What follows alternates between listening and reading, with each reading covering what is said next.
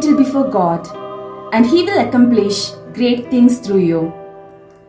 On this 112th death anniversary of our beloved Leopold Mupachan, we unite in spirit with the faithful at the Infant Jesus Shrine at Arenzano, a place now blessed with his mortal remains, fulfilling a long-awaited desire.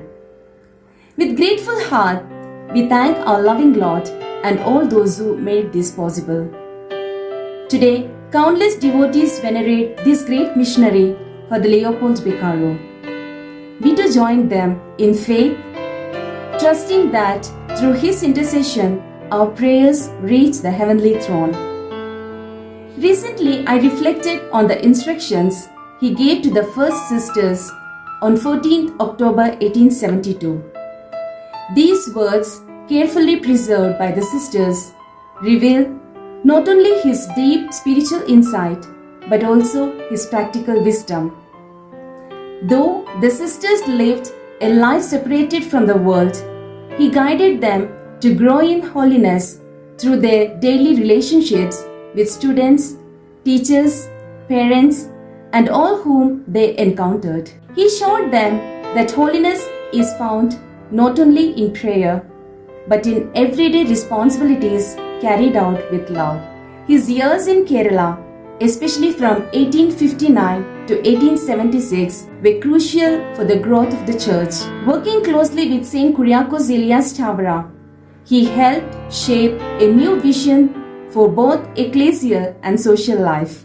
He clearly understood something far ahead of his time, that education is a powerful instrument of transformation. At a time when formal education was still limited, Father Leopold actively encouraged the opening of schools attached to churches and mission centers. For him, schools were not merely institutions, but sacred spaces where faith, discipline, knowledge, and human dignity could flourish together. His vision is beautifully reflected in the rules for the girls studying in the convent day school, a document that reveals his commitment to holistic education. He also contributed significantly to organizing school systems, ensuring proper structures for teachers' appointment and support long before such systems were formally established.